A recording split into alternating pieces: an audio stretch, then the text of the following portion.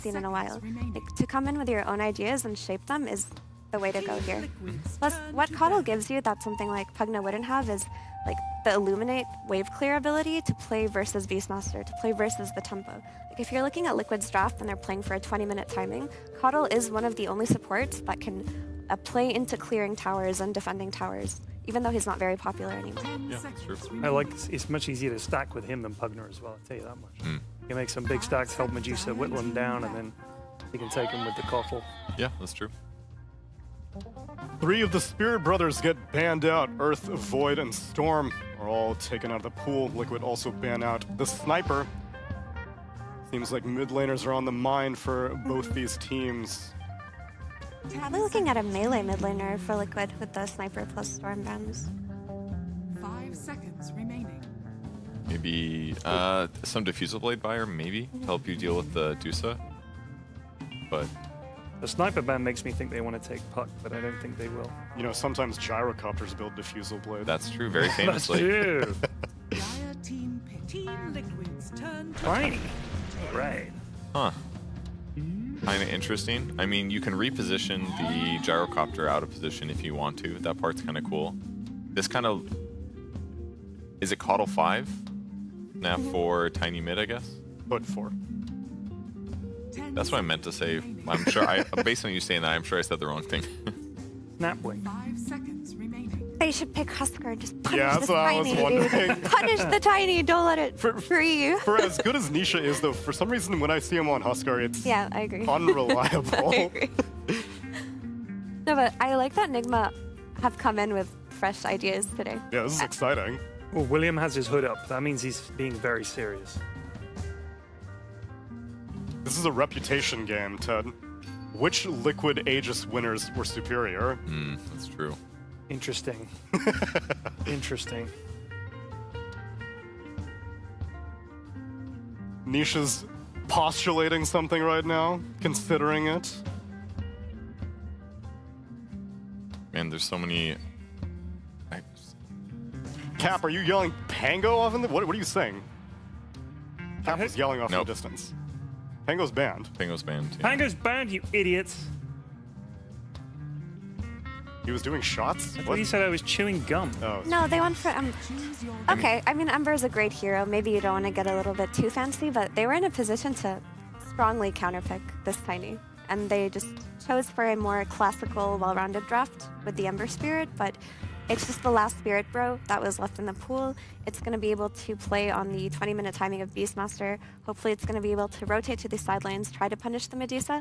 But it doesn't pack enough of a punch for me for this overall last pick. Yeah, I mean, I thought of it pretty quick, but it's like it doesn't synergize super well to counter. It doesn't counter the enemy lineup in a massively particular way. Slight chains against Primal Beast, I'm into. I mean, keeping like Sumail locked down is great if he's away from the fight, and it is going to be able to dive the backline and try to kill the supports. That part's kind of cool, but it does fit their draft. I was just expecting some like Medusa counter. Yeah. I think they're just happy with what they already have. Like they think they have the tools. They're just going to get ahead. They're going to kill with raw damage. They don't need mana burn. They're going to kill with a Daedalus. It's very cookie cutter, which works. Whereas Nigma have come in with like 2 fresh ideas, which is bringing Coddle in as a support to buff up the Medusa, and picking Tiny as a Spirit Bro replacement, that tempo controller, that aggressive initiator. So the question is the cookie cutter better than the fresh idea? Because I hope that the team that does the new things win, because I'm very excited by Nigma's draft for this game. experimentation should be rewarded, Ted. Are you inclined to agree? Nope. No. I fear any kind of experimentation. Stick to what works. You get the same dinner every single night, Every night, baby. go to the same restaurants every single time, sleep in the same bed, Pretty much. Drink the same cider. drink the same Exactly. cider. If it works, why fuck around? I like the attitude. Let's see which one will end up being victorious in our game number 1 with Cap and Send.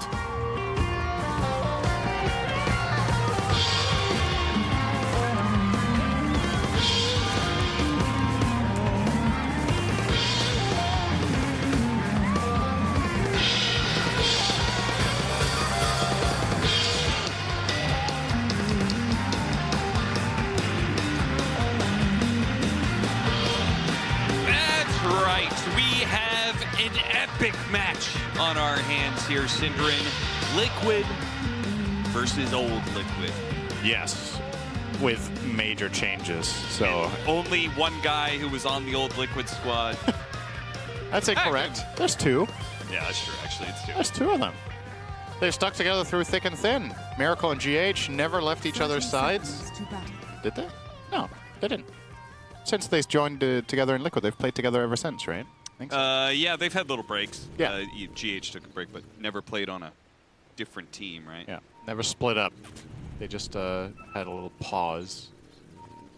Yeah, I kind of like where Purge was coming from on the panel with this last pick Ember, because there are some meaningful upsides to it, but it does leave you with that. You know what I mean? There's like this feeling that there was just something better out there that they didn't find in the draft.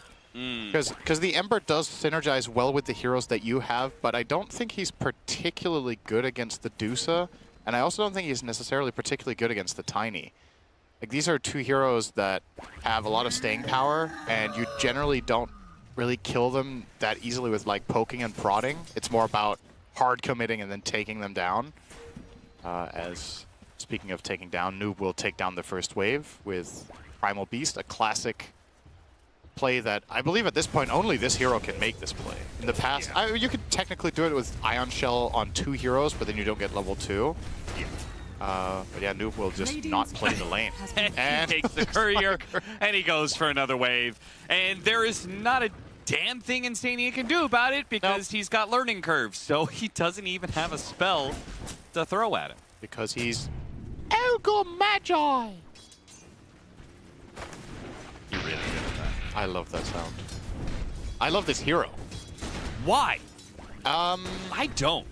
I mean, I like playing. I say I love this hero. I don't think I've played him since he got facets.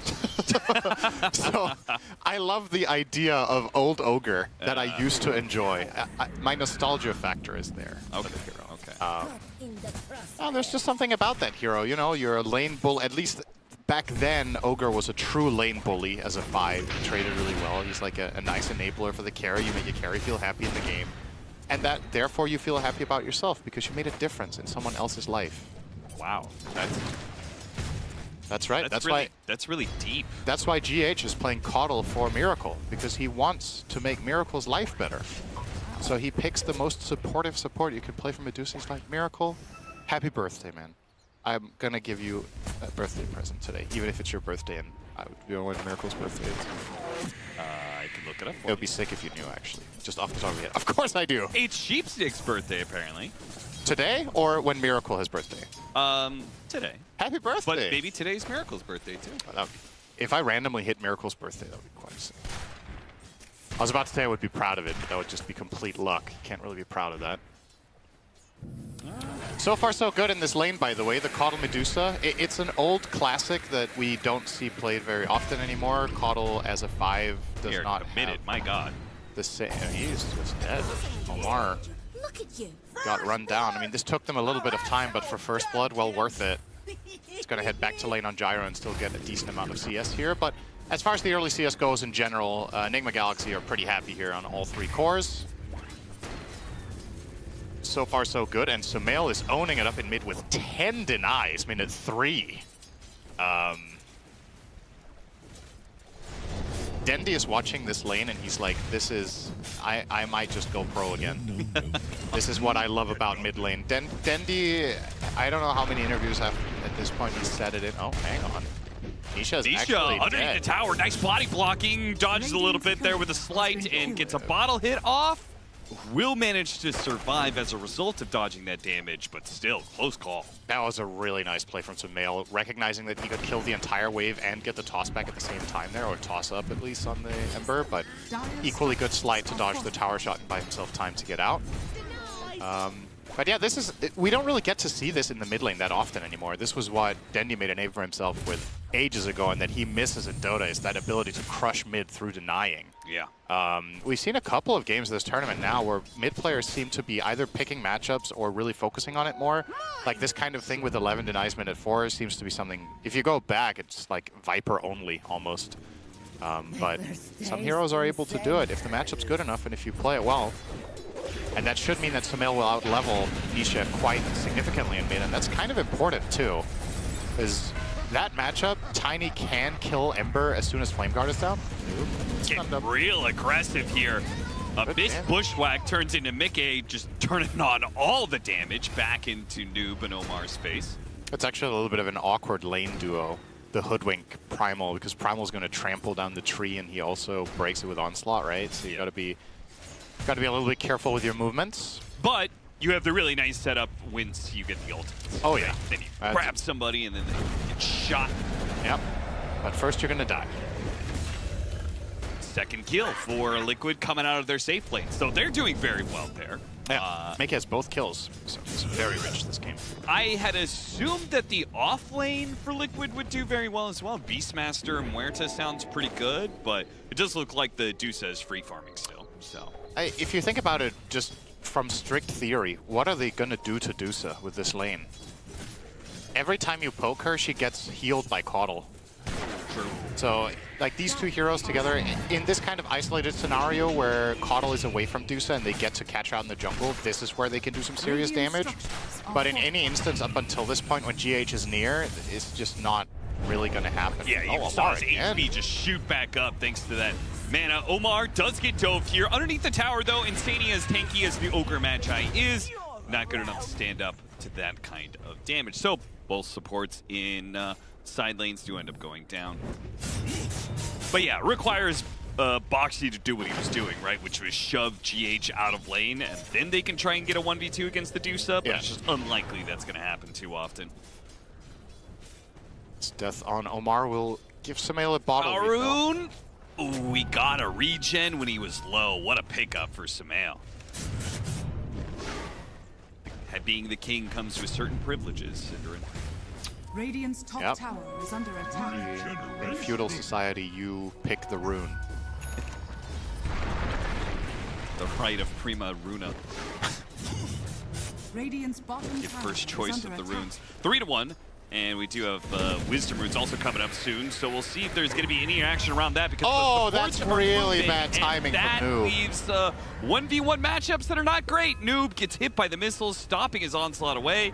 And Mickey's catching back up with him. He's got the facet for the extra movement speed as well, but he's missing too much CS for the tower. He's doesn't want to miss all of this. I mean, Noob will get out of that, but that was just flat out a pretty big mistake, honestly. The rocket was about to reach him, and then he used Onslaught. He could have waited, tanked the rocket, and then Onslaught it away.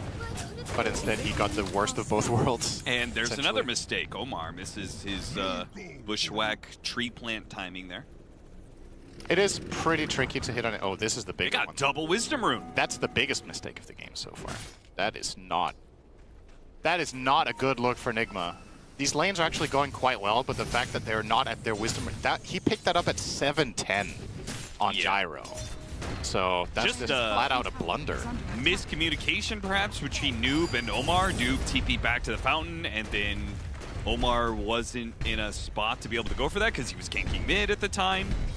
Really rough. Look at this pressure that's happening in this bottom lane. They have to respond to this one, and they will get a kill out of that response. Male TP's in to help get the kill on Insania, but I'm sure Liquid's pretty happy with that exchange. That offlane tower is almost dead already. Yeah, I mean, especially the fact that you forced the tiny TP, or I say forced, you didn't. That was an unnecessary tiny TP because I think they had the ogre kill regardless.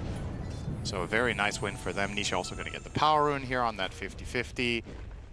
Yeah, it's looking fine for them. But in the macro sense, though, if this game is just like a stalemate like this and we just keep farming, I kind of like what Nigma Galaxy have got in this game. I think this Medusa is relatively, for my money, uncountered. Gyro is a spread damage carry, not a single target one.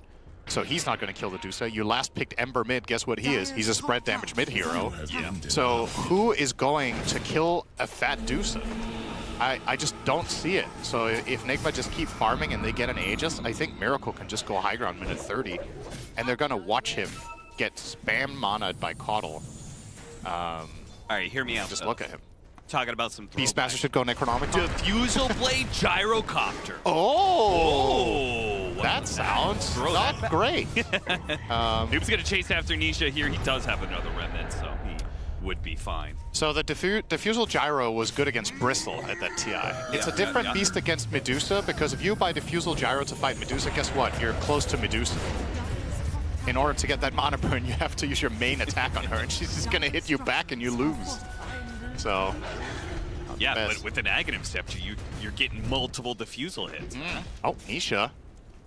Does Sumail have anything more in the tank? Can he grab a tree and throw it? Throw it! Oh, blocked. Foiled by the... The nasty hell bears. If Nisha would have died to them running over and hitting him once there, that would have been funny. It would have. But unfortunately, Nisha is a good player, so he knows how long they leash for. That's true. If only he was bad, yeah, that would have been funny. I mean, that is apparently the current story of the Reddit community. It was such a good tournament because there was tier 2 teams. The tier 1 teams just make Dota boring, Synderen. I loved Wallachia. Everyone sucked. What? Well, Sumail will try to get the rune, and this time he will win the 50-50 against Nisha. I would get some even trade-offs. What do you think of Nisha's build, by the way? 0-3-3. I guess you want to max out Flame Guard against Tiny, but I could have seen maybe a 1-2-3 build here, perhaps? So you have the chain's value point to get something done with your other heroes. It's a good setup for Muerta, it's a good setup for Ogre to connect, it's a good setup for Beastmaster to reach and whatever, but maybe it's just full-on farming mode. Yeah, I would assume that you go this kind of build when you have told your team, like, I'm not leaving the lane to come gank for you guys. I'm not coming to the side lanes, I'm just going to farm. I'm just getting nice and big, and then he can hunt down the Coddle to his delight, you know? His skill point is actually quite telling. He still hasn't put it. I think he's debating what he really wants out of his hero right now. It's quite rare that on level 8 your mid hero is holding a skill point for like 30 seconds. Yeah. I think he's trying to figure out if there's going to be a moment of opportunity soon where he can use a point in chains, or if he just wants to max out the Flame Guard, or if he wants to get the slide out first, which he will now commit to. Oh, missing the combo again there, Omar. Omar, he's just not getting it, man. This is one of the hardest heroes to catch. It's not easy to hoodwink. I'm just gonna pull away. Did you notice, by the way, that Noob and Boxy kind of have the same tinted glasses? No. So, Noob... I like the zoom in hand. Okay, Boxy's are more tinted, I was okay? about to say, those are a little. But they're both... So, there's something about Noob's glasses that just remind me of a Western. You know what I mean? Yeah, meanwhile, Boxy looks like a poker player.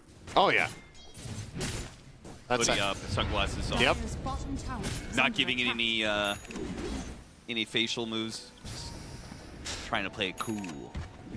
Just poker face the whole game so the enemy team can't read whether he's ganking. The other position 4 starts salivating when they smoke. Just look over. Like, oh, they're smoking, guys. Omar's drooling, guys. Go back. His lips look a little wet. We need more live tells in Pro Dota. True. That's why we need to bring back the boosts that are staring at each other. Oh, the like TI1 TI1 boosts. Did you see the clips from TI1 where the players were literally banging on the glass in front of each other when they killed them? That was something primal about that way of playing Dota. I mean, that's how certain other esports did have way more of that. Yeah. I remember we went to a Dota tournament. It was the one in Canada, and there was Gears of War. Those guys were something else. Uh-oh. That's a good toss back. Toss back straight in, but they do have the calling out. That's going to be a nuisance. Mickey is already freed, and he's turned damage back around on his Sumail, punishing him for that one. Noob gets a good jump in, but a good roar. Saberlight bails out his carry, and Mickey is back on the offense. They are going to bring down core after core, chase after even more as Nisha takes 2. Damn. And Mickey takes 2. There were a lot of things there that needed to go right for Liquid, and they all did. This tossback looked really promising to get him all the way back here to the Pulverize, but that dead shot, stopping the Pulverize of Noob, and then they also have the nice calling to kind of slow down the play. This roar is perfect. A lot of really big individual plays there coming out, especially from Boxy, just flawless spellcasting in that situation. This could have easily been a draw or maybe even a Nigma Galaxy win this fight if they hadn't all lined up their stuff perfectly on Liquid's side. So yeah, clutch gets them a 4-0 and into a nice position in the game. It's pretty cool. It did not come to effect at all, but I am noticing that Boxy keeps on dropping the Ofrenda, which does give you attack speed, but in that situation, I think he was dropping it just in case, like, hey, maybe I die and I want to buy back from this fight, you know? Yeah. We haven't really seen, I think, too many pro players use the Ofrenda in a good way. We've seen a lot of them use it in a really bad way. I was just about to say, I've seen a couple of Ofrendas literally just feeding. That's a big moment, though. This is easily the biggest moment of the game. 4 kills into Roche for the side of Liquid, and they will give the Aegis over to Saberlight, actually. See if he's just going to frontline for them and look for towers. I think this would have made more sense if he had the Drums of Slom. Build, yeah. But even with the Overlord, the idea might be that they're just going to send him in front. They're going to use him for vision, they're going to use him to put pressure on the map, and the Gyro and Ember will play artillery. Which is kind of curious just because, frankly, Mickey's a pretty aggressive carry. Yeah. He does tend to put himself in the front line a lot. So. Like most other teams would have put this particular Aegis on Gyro. Yes, for sure. Let's see if Liquid give us the plays to justify this immediately. Why do you think he went for the Helmet Dom build as opposed to the Eggs? And he's going full-on Helmet over too. We've seen some, midway builds. Yeah, so I think the Drums of Slom here might be a little bit difficult to execute because it's difficult to stay in the fight. You're going to get Blinding Light. You're going to get just pushed away by the Caudal. The Medusa might not be the type of hero that you can really stand in front of and just deliver. Okay. So maybe it's that. Maybe it feels like it's better to play flank. Coming in. Amp damage. Damage on the Ogre. Grass barely roots onto him. Doesn't do much damage, but the Snake will be able to finish him off. Still, a 4 versus 5. As long as the Deuce is drawing all the attention, all the sleight of fist, everything should be okay for Nigma to go for more here. Yeah, you can tell that Miracle understands the position his hero is in this game when he just walks in like that and goes for the Ogre kill. I think in a lot of other situations that was like a potentially risky position to put yourself in, but I genuinely think his hero is borderline invincible right now. If his teammates are behind him, there's just no way. So he can definitely lead the charge and go for whatever. This time it was just only going to be the Ogre kill, but he's progressing quite nicely. His net worth is looking very healthy. We have seen a couple of decent items come out. Now, I don't know about this Vanguard on Noob. I'm not particularly sold on it, to be honest, versus going, let's say, the Blade Mail into BKB build in this game. Ags, Yeah. A more normal build. Especially because usually when you buy Vanguard, it's because you have Crimson plans. But then if he's not going to finish the Crimson, if he ends up buying it later, I feel like he misses the timing of the item. So, because Crimson Guard in theory is very good against the Gyro and potentially the Beastmaster summons and the Beastmaster with Overlord. The Ember's Slight too, right? Yeah, but exactly. But then you'd rather have it now, right? Sure. Than waiting until minute 25, because he's buying the pipe first now. He's going both. I am imagining he will still buy the Crimson, and I'm not going to hate him getting it second, but maybe there would have been some major value in having it already. Either way, he's progressing toward that. Both carries will be farming quite effectively. Medusa got the Manta for the split push, and Gyro got the Axe to ramp up the speed, as well as the Crystallis, so Meke doing very well for himself. And Nisha. But with the Helma Overlord, it feels like Liquid are going to start taking away map control away from Nigma. We'll see how they're able to stand up to this one. They've lost their tower. Samael jumps in, hits an avalanche on it too, toss up in the air, trying to finish off the Huerta. Not good enough. Boxy's okay, gets his ultimate off. Meanwhile, instant grab there. Roar goes out on the Deuce, and Deuce is looting mad fast. GH gives a little bit of a bump there. It might just be enough to get Miracle behind the tier 2 tower. What a bushwhack hit on the 3 with a little bit of overlap there, but it's still not enough. This 5-man ball of Liquid just seems to be too strong, and it's powered by the Helma Overlord. The Golem helped him out. The stats are helping him out. They're just too strong, it seems, in the 5-man. Yeah, this time around, so the difference between this and a potential earlier move that we could have seen was the way they kill Medusa here is not by going on Medusa first. It's by they're poking and effectively expending a lot of other resources first. So all of Nigma Galaxy's heroes, first of all, are forced off to the right, and then Emperor jumps in and isolates the Primal Beast so he can't protect the Medusa, and then they go on Miracle after. And he was already on half mana, so he had been taking a little bit of residual damage from a couple of things, and I was saying the poke wasn't going to matter that much, but in that instance, it definitely did. They managed to bring him down to half before they committed, and that's where they kill him. You saw how close it was. Like, they actually only barely killed him despite roaring him on half mana.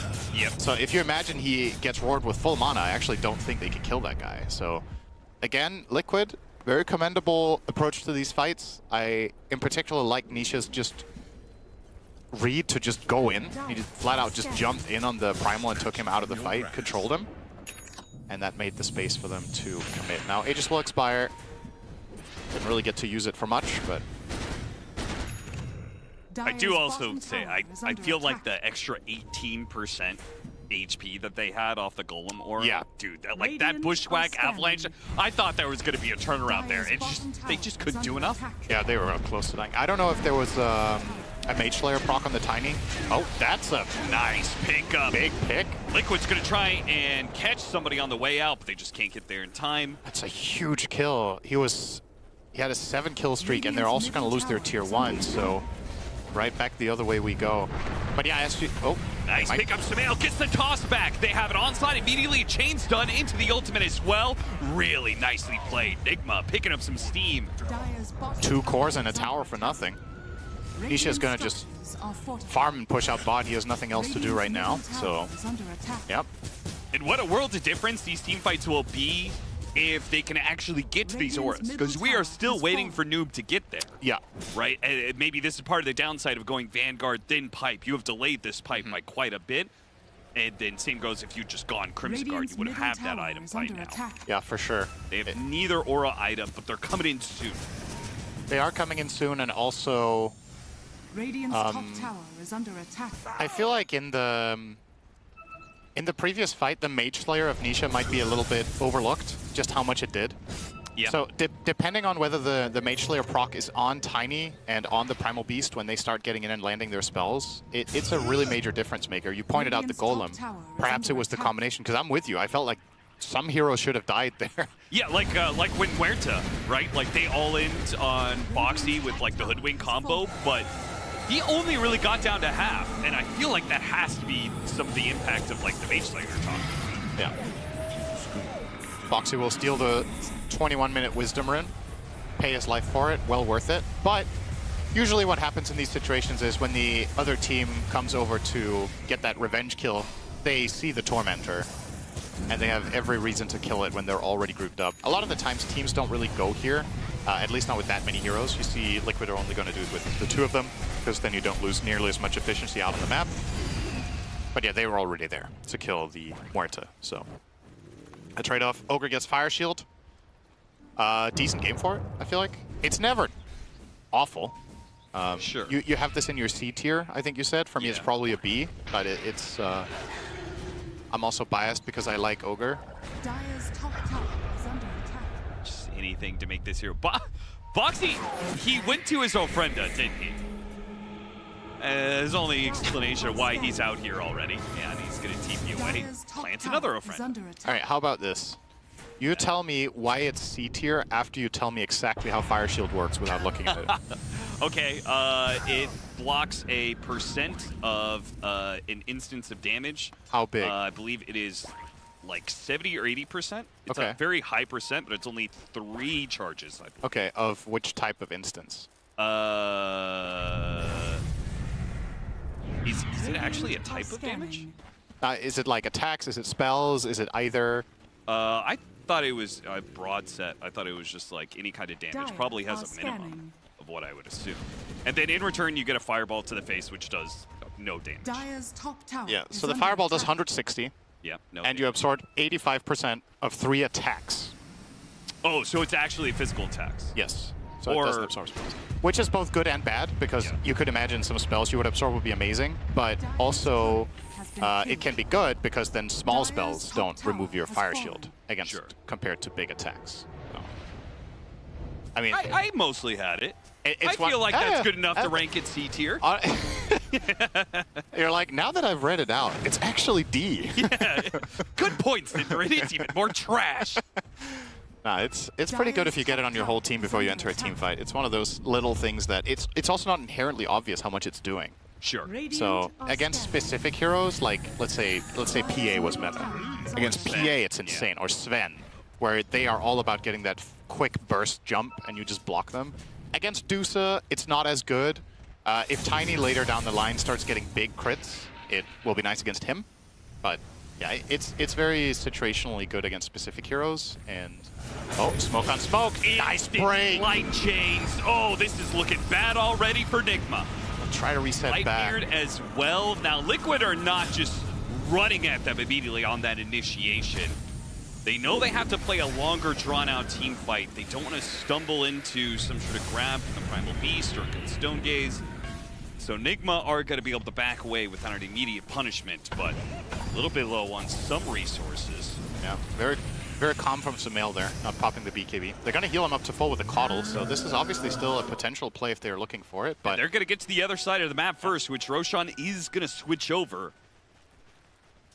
Liquid, if they want to contest this, they're going to have to walk.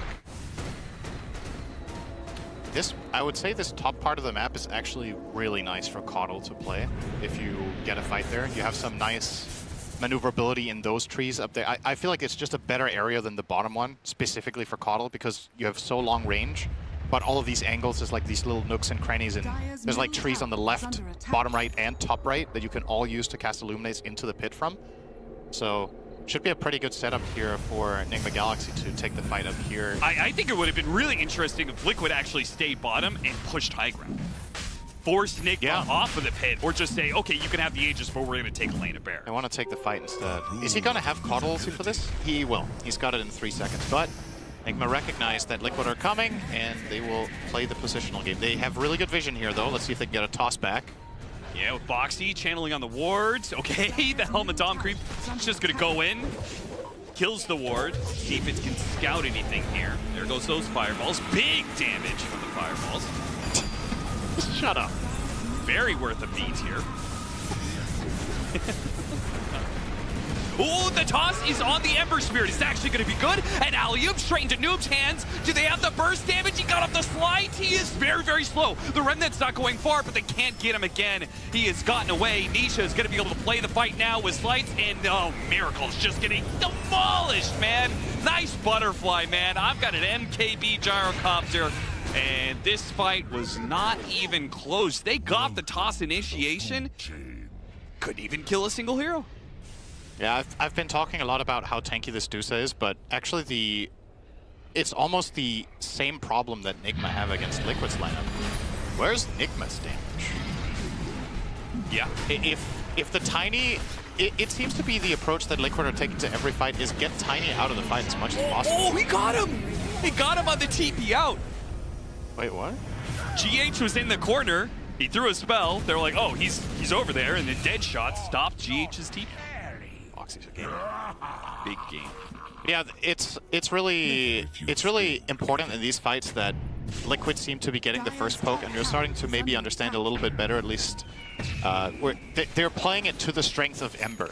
He's very much finding the Tiny early on and breaking the fight apart so that Nigma Galaxy's lineup doesn't deal well when it loses formation. It's very much about Dusa in front, Tiny Wither, getting the jump, and then you follow up with your artillery from Coddle and Hoodwink. But the moment the fight gets fragmented, it's actually very difficult for you to stabilize it again.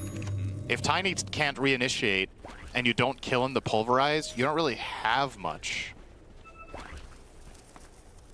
And Liquid now with a very comfortable lead. This went pretty fast. It was a relatively even game, but now Liquid with 2 big teamfight wins are looking poised to perhaps just end it right here. Yeah, this Gyrocopter is doing so much now. MKB and soon to be Daedalus.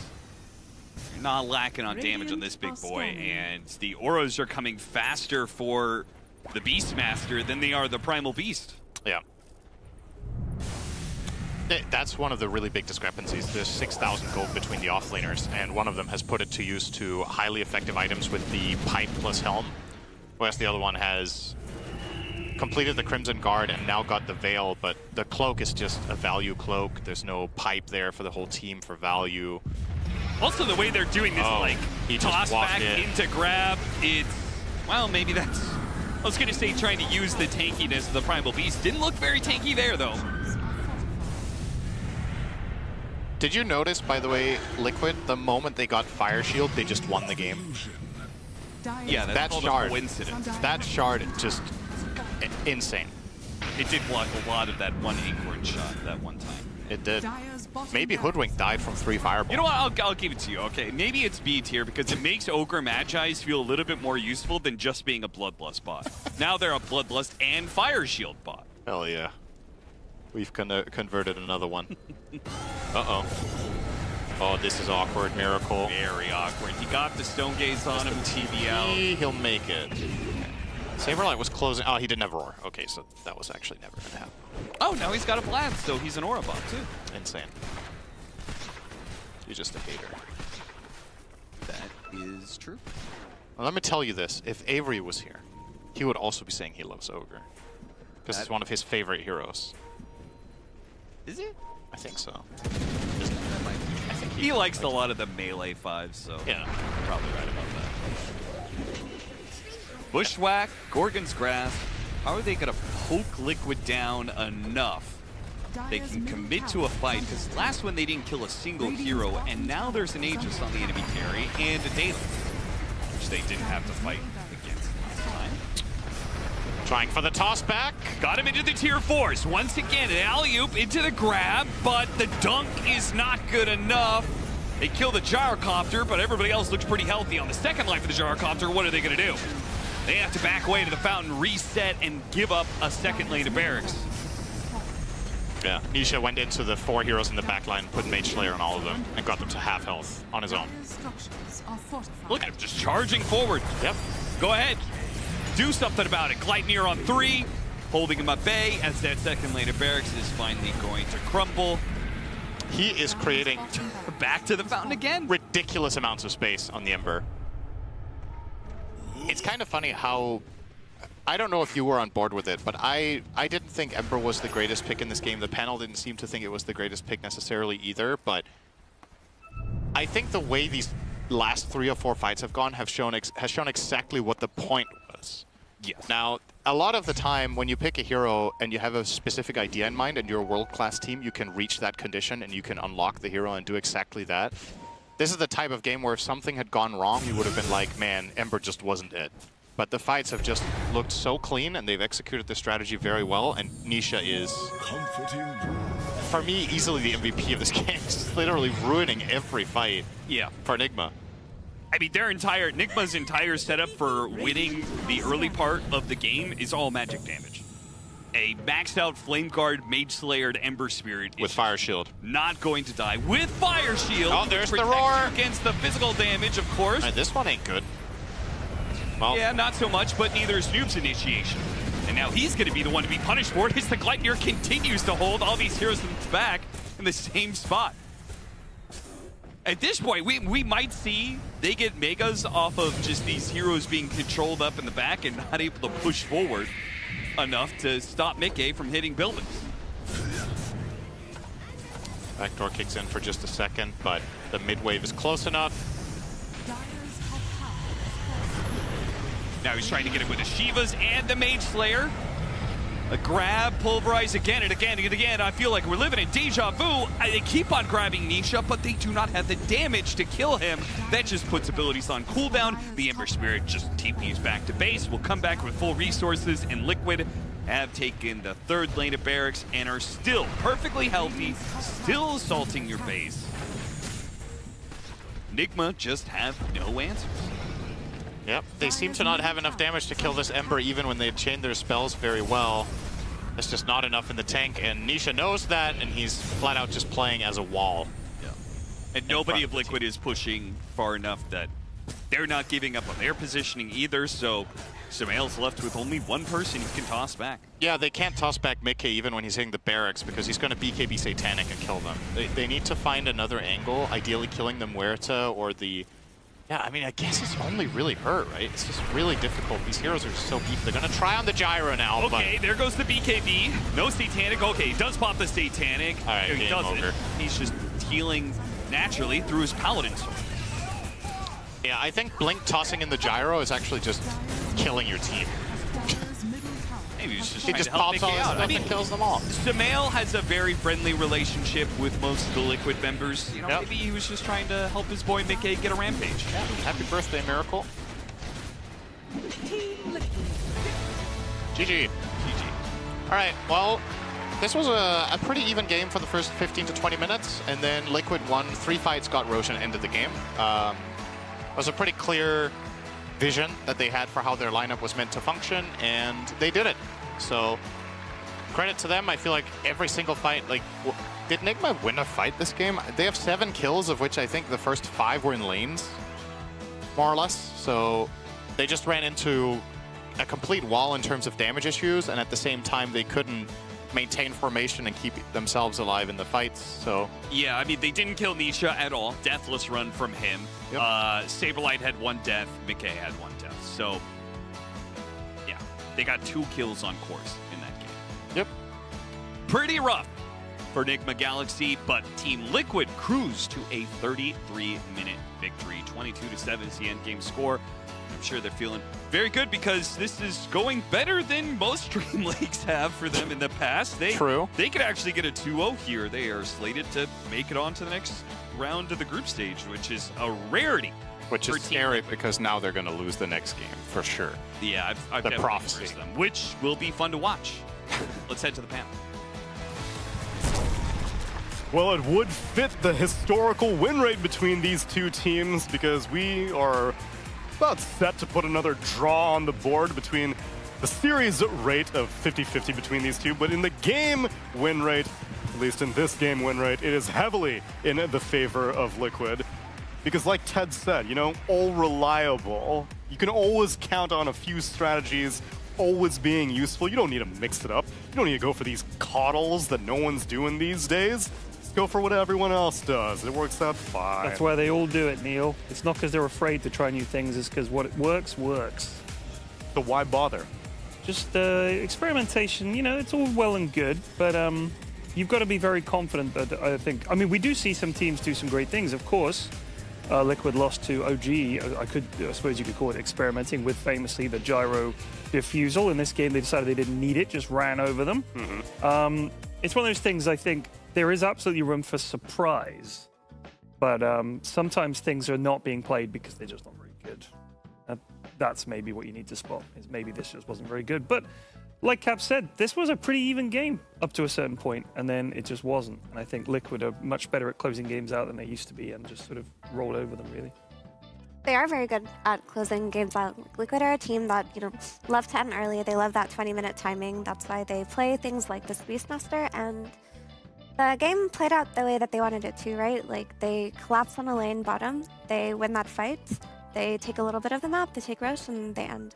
And at that point, I think that Nigma were in a position to not have it go that way had they not taken the fight to them in that bottom lane.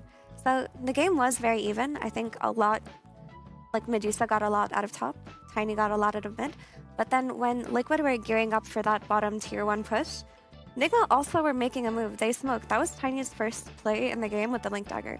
They smoke the Tiny, they go and they toss back the Gyro with all of Liquid there. And Gyro just kills everybody. They have no damage for this Gyro. And then after that, the game kind of snowballs out of hand. So I do wonder, like, the decision to take that fight there, but also just well done to Liquid. They did everything perfectly.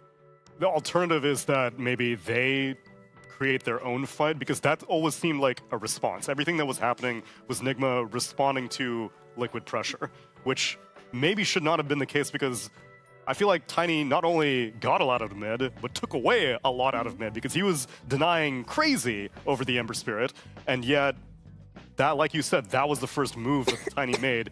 Maybe he was waiting for the Blink Dagger primarily, but could anything have happened sooner or no? I think it's not about things happening sooner, but where they happen. And taking the fight to Liquid's 5-man in a 5-man lineup was not the correct play in retrospect, but I can see what they were doing there. Like, they thought that if they surprised them, because Tiny was smoked going into the Gyro, maybe if they surprise toss back the Gyro, kill them fast enough, then they would have taken that fight and won. Like, I do see the logic. But when you look at that scenario in particular, who's going to kill the Gyro? Medusa was top and was TPing in, so 1 second late. Your Hoodwink gets light chained by the Ember in the back, and you're the Tiny doing the tossback. There's nobody providing you with that damage for you to make a surprise play like that. So in that scenario, Nigma would have been better off just farming as much as they could up until they had to force a fight with Liquid. Especially because if you're going for the Coddle Medusa, your goal is probably to make Medusa as unkillable of a beast as imaginable, which is going to take time no matter what. At least in the laning phase, it was made a little bit easier, but I don't think I was very convinced by Coddle's debut in this tournament. I think what Mira was saying was right, that you wanted time for this Medusa to become a problem, and then how do you get on top? You try to go in, and then you got Tiny and Primal Beast, mixing things up. I suppose the issue is that as soon as you see the Beastmaster for Liquid, probably means they're going to be grouping up around that hero relatively early on, and then you're fighting without the Medusa 4 into 5. So in the olden days, it used to be like, oh, you need a space-making mid who's going to go in there and disrupt things and give Medusa time to farm. But there was no space. There was no pick-offs to be had, because once they've got their shit together, they're going to group up, and then it's like, well, we can't pick off one guy into 5, so it becomes almost impossible. Medusa was just not ready to fight. It's a big problem. I think the moment that they saw the Beastmaster, they should have gone for a carry that didn't need as much as Medusa did. That's just my feeling. And maybe there was some vision having an influence on things as well, because we got Purge. Took a look at the Kadia Ward of the game. Thanks, Neil. Yeah, the Ward of the game, I think, was important because this was actually a moment where a pickoff was possible. It is very normal when you're ahead in net worth to group together and to protect your allies, but if you can spot when your opponents are solo, that is a great moment towards getting a kill. In this case, this Ward here spots out where Gyrocopter is farming. Using that vision, they see him walking towards the mid lane, and they collapsed with all of their heroes to kill him with no responses. They also had other vision on other parts of the map to see there's other people spread out, and it's that perfect moment. Here's the most farmed guy on the enemy team by himself. When did they even place that ward? GH just going on an event? That's a fresh ward. Why do you think he was level 5 at 13 minutes?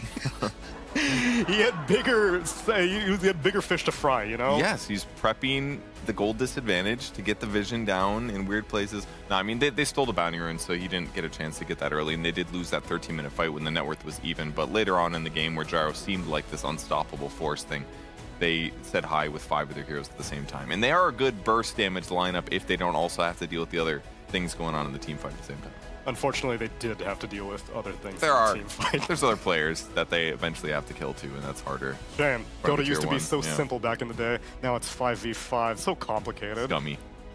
Not my fan. Not my vibe. Anyway, though, if more Nigma Galaxy versus Liquid is your vibe, then stick around. We'll be back with game number 2.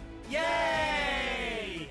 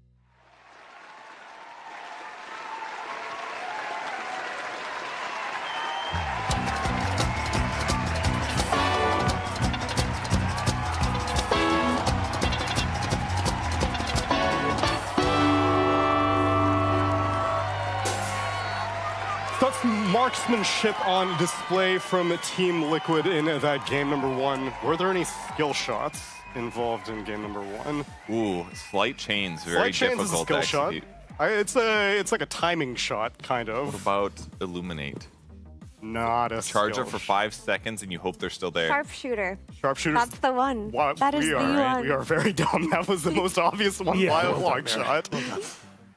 The Hoodwink was one of the heroes in the game that I Yeah. did not have an issue with. Oh, Primal Beast, maybe one of the issues that I had. Coddle, a hero I had an issue with.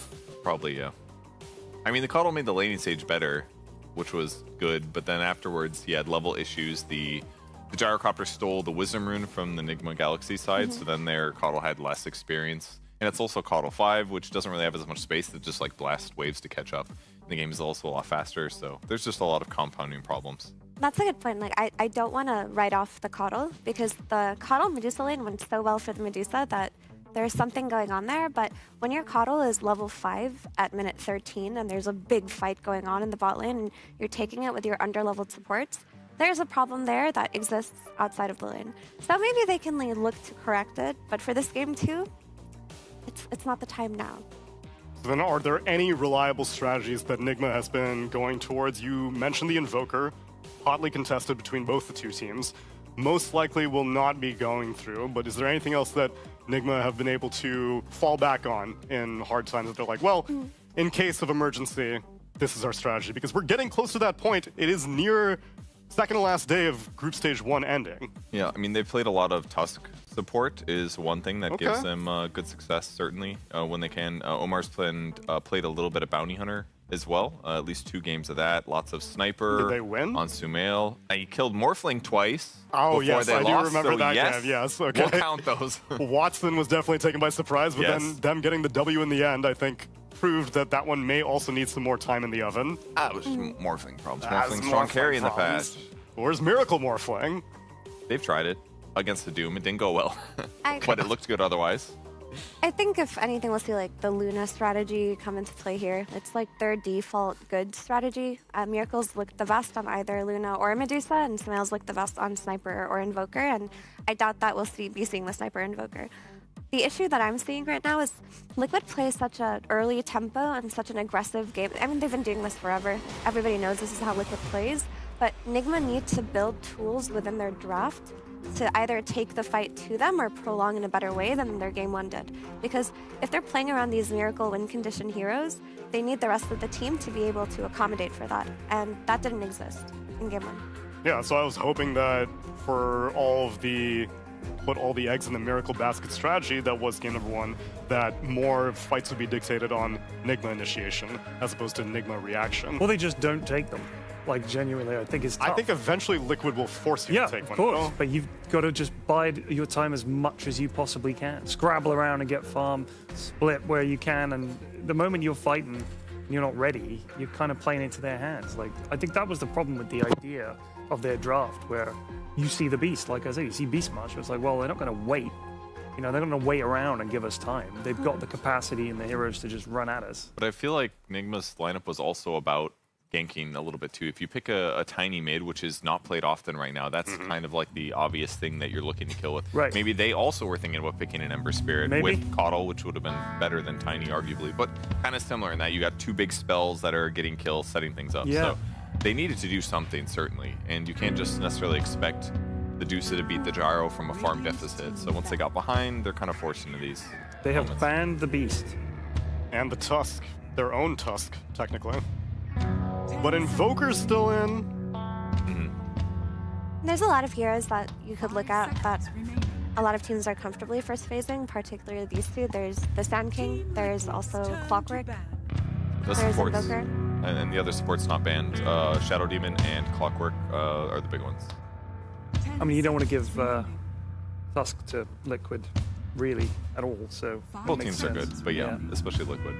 I brought it up in passing, Mira, but GH was very famously known for IO. Why is IO not particularly prevalent these days? And IO, like, with all of the healing getting nerfed, like Mech got nerfed, Holy Locket got nerfed, a lot of auras getting nerfed, Glimmer Cave isn't a good item, like a lot of the things that Io was buying just aren't good right now. And the hero isn't good enough without the accentuation of items to like pick it independently. And I can see a world where people are running Io and Lush still, and things like that, but otherwise, in a vacuum, you should stay away from that hero. I would also argue that Io got no facets when facets came out, because Io was really strong prior to facets. The new facet was your overcharge gives you attack speed and spell amp. Neil, you excited for that? But I already had that. You already had that. That's right. You didn't get a facet. The other one is, I think, status resistance or magic resistance and armor. I think it's like a defensive one. Yeah, defense-oriented overcharge versus an offense-oriented one. Which I don't think anybody gets. I was hoping they would pick Clockwork against Invoker. This gives you that good dive potential against him. In that replay earlier that I showed you guys of them ganking Invoker successfully, it was basically Enchantress and Clockwork supports that allow you to collapse on the Invoker at early levels in the game, and he just can't deal with like 3 different angles of pressure. Dude, this hero has a 64% win rate. Clockwork. Nerf him. He's very good. Don't nerf him. He's excellent. He's finally a super viable, fun hero to play. Please don't nerf him. I'm begging you. On behalf of my friend Alistair, please do not, and all of us who play them, please do not ban this. What if they just nerf his cog facet? That is clearly the best one. Like maybe the circle's too big, or I don't know what it is. But if you're going to change him, let's do what I've been saying. We should do this for years. Just a little bit. Just a little bit. Let's not hit him with the hammer and be like, oh, he's strong. Yeah. Just a little bit and see how that goes. And then maybe a little bit the next week. Do you remember those days, Kev? We're going to do a patch every week or so. Little tiny changes. Bring that back. Bring that back. That's a hot take. Not very many people were a fan of that era of It was fucking great. The hero was weak, they gave him a little put. If he was strong, they gave him a little put. And now what? When's Crownfall 4 coming, Neil?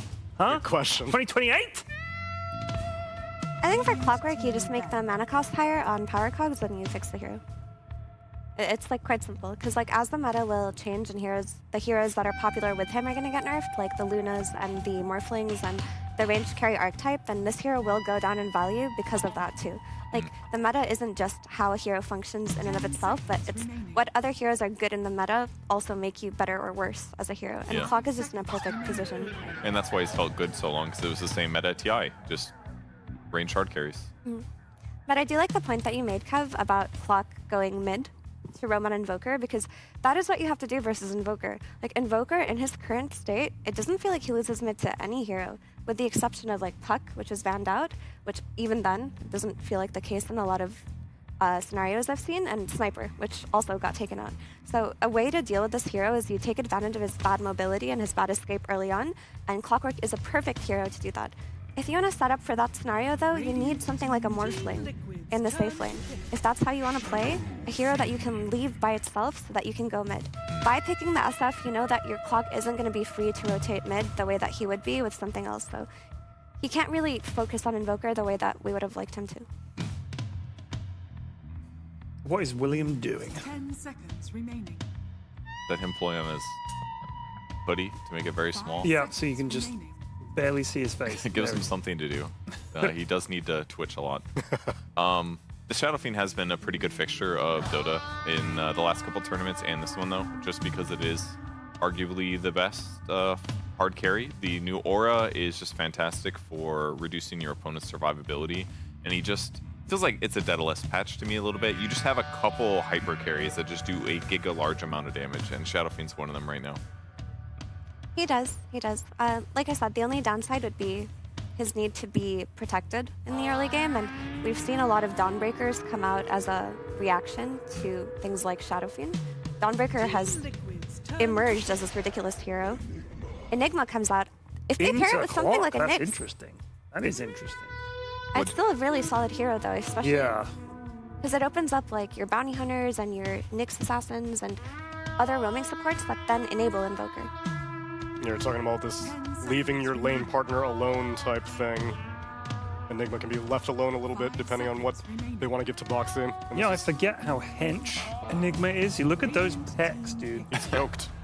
It's very strong. And then obviously they've got Eidolons as well, so if Clockwork wants to get active, the battery salt's going to be less effective.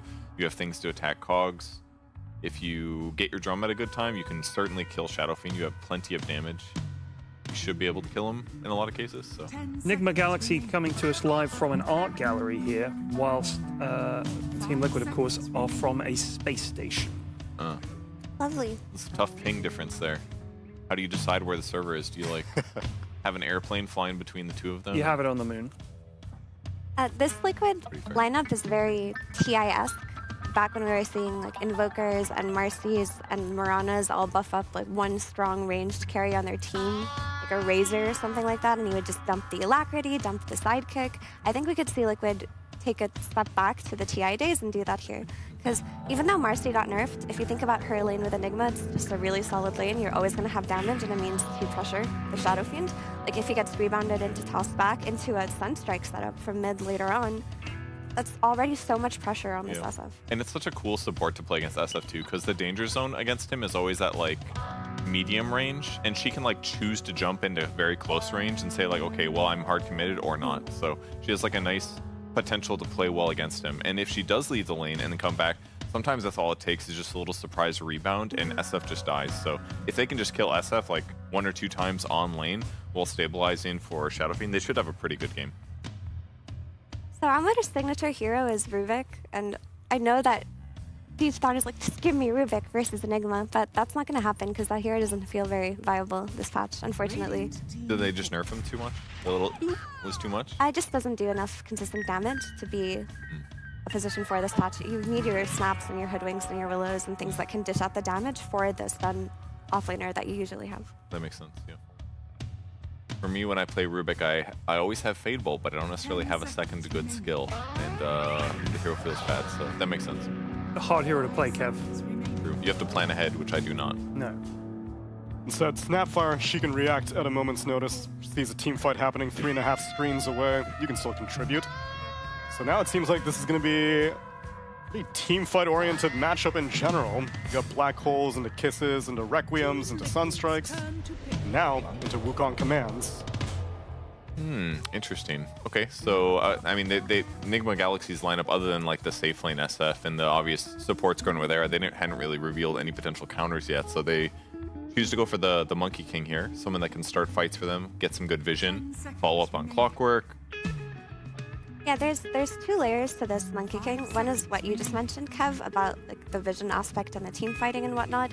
But also, they want to pick Noob's hero when they see Liquid's carry. And Liquid's carry just isn't out yet. But Monkey King is the one hero that basically counters any offlaner that's left in the pool right now, or like the meta offlaners. And if you leave it in the pool or you extend a ban on it, there's a chance that either Liquid take it here or they just pick it later on. Right? So you take it for yourself, you're protecting Noob's hero pool, and you're enabling the aggressive playstyle that we talked about. Is it going to be spooky to play in the mid lane though? Which I assume that's the case here. I worry a little bit against Invoker potentially. He's got Cold Snap, you've got Tornado. I just feel like you're never going to get a bunch of hits on Invoker, so maybe you just trade hits and then you go roam afterwards. I think he's fine. Like, there aren't many heroes, very few heroes beat Invoker mid, so like either way, you're not gonna really win unless it's about support rotations. And Monkey King feels like he's in a very good place right now, where he moves very fast with his facet, so he can rotate to runes, he can fight with his supports, and he's got high armor and high damage. Like, he shouldn't suffer too much. Yeah, that sounds pretty good. The Enchantress on Team Liquid should be great for lane support, and again, not revealing their last hero until the final phase here. But this could make ganking easier as well. I'm looking at basically Team Liquid doing a twin gate rotation of Enchantress. Another great way to dive the Shadow Fiend. Bring a creep in to tank the tower, do a little rebound, and reposition of Shadow Fiend, just kill him repeatedly. Yeah, this Enchantress, this is a really strong pick from Liquid, outside of it fitting their tempo style. If we're looking at this Monkey King mid that we just talked about, and it's getting dove by Enchantress, he purges off his Jingu Mastery specs, which is going to be his means to like fight back and defend himself. So they do have a way to deal with this Monkey King in terms of how they gank. Nigma have to be ready with their 2 supports to help this Monkey King at all times when Enchantress starts to play around mid. I remember Saberlight playing Enigma, and it was like 50-50 whether the black hole was going to be amazing or a complete whiff. This was a while back. Yeah. This was a few That was like 2 DreamLeague years back. ago. Yeah. I remember that. It was like, he kept picking it, and we were really excited every time. And sometimes Black Hole would be like a perfect 4-man. Sometimes it wouldn't hit anybody. So I'm But looking it's forward to about seeing. the threat I know, of the black the hole. threat of the Black Hole. I just remember that so distinctly. I really hope, for his sake, he doesn't whip any Black Holes this game. Well, I kind of like the TA here. It's just a lot of physical damage. It's not the most popular carry right now. I don't see it that often, but it's cool with Marcy. He's got a decent amount of frontliner stuff. It can definitely pick up some SF kills. You ignore her that minus armor from SF while your refraction's up, so it seems like it has some counterplay potential. Yeah, TA is a hero a lot of teams have been experimenting with, actually. Like, BetBoom have been trying to first phase this whenever they can. It works, I would say, half the time. Sometimes I've been very unimpressed by it, but the way that people are playing TA now is they're maxing meld, they're taking the other facet, which makes the meld hit the other creeps, so you're just flash farming very quickly. You're farming way faster than you used to, and you're hitting an earlier timing because of that, so it just suits the way that Liquid want to play. Nigma get the noob Sand King at the overall last pick. I think it's a very good hero for what they needed. It gives them extra team fight, it gives them blink initiation, it gives them an aura buyer. I think they're definitely lacking damage on the Liquid side, though, is one thing they're missing. I mean, their support duo is Marcy and Enchantress, and at some phases of the game, those supports do a lot of damage. But in the early mid-game phase, like your other core is Enigma. So and it's Invoker, who often buy like Mage Slayers. They do damage, but not like a huge amount. So I feel like they might have some burst damage problems in the mid-game that could make heroes like Sand King's overwhelming damage, Snapfire's overwhelming damage. I feel like there's just way more damage on the Enigma Galaxy side. So Team Liquid could struggle there, but I'm sure they know what they're doing with the draft. So we'll see. I mean, Enigma's draft looks super scary to me. Just the SF and the Sand King alone, I'm like genuinely like, yikes, that's pretty horrible. So yeah, I fancy them this game, honestly. And I like Liquid's draft a little bit more just because I think they play their tempo very well. I think Invoker has a good supporting cast to try to pressure early on, but Liquid are actually a bit on a timer here because I think Nigma are going to hit this stronger like 35-minute timing where SF might just overpower everybody. But if they don't allow Nigma to get to that point, they should be good. You guys are just saying SF is like any run-of-the-mill SF. It's a miracle, Shadow Fiend, my friends. Are they going to be able to equalize the series score? Let's find out in game number 2 with Cap and Cinderin.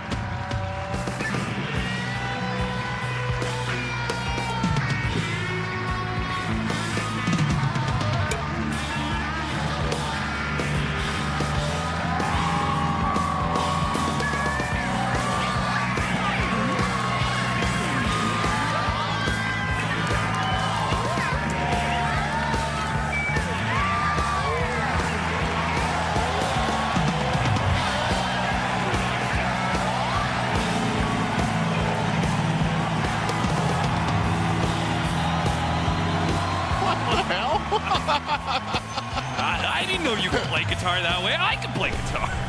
Hey, welcome to the game, everybody. It's Liquid versus Nigma, and we already have first blood. What do you do for a living? I play guitar in a fridge. All right. Well, off to a good start for Nigma, that's for sure. The first blood going the way of Sumail. So this will be a head start in the mid lane for the Monkey King versus Invoker matchup, which is an interesting one because what we've seen Monkey King mids do is they get the Simian Stride and they start jumping around the map and ganking a lot, but Invoker is good at keeping your mana low. So will he be able to find the most opportunity? Noob trying to get the rune, unsuccessfully. And He's may taking serious unsuccessfully live. By that I mean he dies. Unsuccessfully live. Really, that's living, which is Sure, in the right line of work. Sorry, I was trying to channel my best Suns fan. That's begs the question, are you sure he's in the line of work? All right, how are we going to lane this? We've got a Marcy Enigma versus a Clockwork SF. I feel like Clockwork SF is a pretty tough lane to beat, but you have Enigma versus a range carry, Cinderin. It's always good. You do, and SF does not deal very well with being displaced. So once Enigma and Marcy hit level 6, if you can get a rebound into tossback with Malefice and Eidolons hitting SF, you get me in trouble. I think GH needs to be very careful with his positioning here to make sure he protects Miracle because you know Liquid are going to come for him when they get levels. That said, though... Did you mean to say level 6? No, level 3. Yeah, you said level 6. Did I? Yeah. Oh. I was like, once they get level 6, and then you listed no ultimates. I was like, huh? Oh, they're combined level 6. They're both level 3. Ah, right. Sorry, course. I just Yeah, played 6 Tetris, levels so in this my game. mind is I'm thinking 2 steps ahead, you know? I'm like combining. Yeah. I'm combining the pieces 3D chess. in my head right now. But yeah, when they're both level 3, this lane has kill potential. Until then, I don't really see any major threats. Top lane, a lot of variance in this one. If Ench gets the right creeps and you get some good aggression early on and TA gets to snowball a little bit, she can get very fearsome. Otherwise, generally speaking, this is the kind of lane that Sanking will do at least okay in. All right, they don't even need rebound, it appears. Oh, never mind, they do. And Saber Is anyone gonna die? He's dead. Dead? He does. He gets run down by GH. Oh, He's the going to drop stick. very low to all these Eidolons. He gets the cogs pushed back onto Boxy. He will get out of here, but maybe it's still the SM now. You're right. He did need level 2. You're correct, Syndrin. Yep. Wait for that level 6. Meike. I'll take some pressure, but Noob can't stick around. Doesn't have Sandstorm's guild. Yeah, he also... 102. I wonder 101. if this is the lane where you maybe wanted to start with a Ring of Protection. Right, because Sanking does not have the best armor situation, and TA, this is kind of what TA's MO is at the start of the lane. They're going to melt hit you over and over again. Yeah, or alternatively, if that's your concern, start with Sandstorm earlier than level 3, right? Sure. Then, if you had to skill Burrow Strike level 1 to try to survive the rune fight and try to snag that, that's one thing, but he went for Stinger here instead of Sandstorm, where if you Sandstorm and you have the Sentry, which they do right now in the lane, you could probably just, with the Sandshroud talent, or Facet, just sit there. Yeah, he's just getting shredded, man. Even that last meld strike for a deny got hit by the Psyblade. Speaking of shredded, look at the CS in mid. Hold up, hold up, hold up. He got him. Okay, just runs him down. What's happening mid? 19 and 11. Against 8 and 1. This is twice now that Sumail has just wrecked Nisha in CS He is. for the first few minutes. This is the most average denies I've seen in a series minute 3 by a player in forever. He's got, I think last game he also had 10 or 11 denies minute 3. How many creeps have you even faced minute 3? That's 7 waves? So he's denied about a third of all creeps that Nisha has had access to, which is really impressive. He has first blood advantage, of course. This is not the expected outcome here, but that's something about Sumail. He's good at making the most of any little advantage he gets, in particular in the laning phase. I feel like he never fell off as a player. His laning has always been impeccable. Foxy with a little bit of a cute rebound away there, and the courier kill. And they're already trying to help Nisha here. Enchantress has the freedom to start moving it toward... Oh, they might even kill him. Yeah, Tornado, EMP, and with the Hellbear Clap, he's going to be pretty stuck here. Sumail is trying to hit a Boundless Strike to try and slow him down, but now he's the one slowed down by an enchant, and a jump-in rebound from Boxy will claim the kill. It's not just one support, but both. Now they're going to turn their attention to both the supports, as Omar is going to be finally hit by that clap. Now they'll get a second kill. GH is going to be fine. They've run out of resources to continue this dive, but damn. All right, an early game masterclass from Liquid. Despite the first blood going the way of the Monkey King, they have now crushed the lanes completely. They've just broken the game wide open after 4.5 minutes. 3,000 gold lead. The Ench has won her lane top. She proceeds to move mid and win that one together with the Marcy. Just all the pieces coming together very nicely with rotations. Nigma Galaxy, you've got to be careful that this doesn't get out of hand too fast. This is the stereotypical Enchantress ownage game. Yep, he is using the creep to close the distance, keep getting the rebounds, and any repositioning puts you right in the middle of Eidolons. That support do is actually super cool for this kind of stuff. When you do get in a game position where you can both move freely, having effectively just a rebound unit with you at all times, it reminds you of the good old days when Clinks would go Helm of the Dominator to always have a friend to eat. Just that now the Ench is just bringing you the thing that enables your hero constantly for every move. GH is in trouble here with the Malefice. Good Cookie not onto the high ground, but perhaps far enough distance, and they do manage to get the kill on Enchantress in the meanwhile. So Nigma do know that they understand Liquid's playing very fast. We have to bring multiple heroes to these lanes, and good rotation from Sumail. I mean, that is the thing. Like, nobody has doubted that Sumail, he's still got the skill to win these lanes.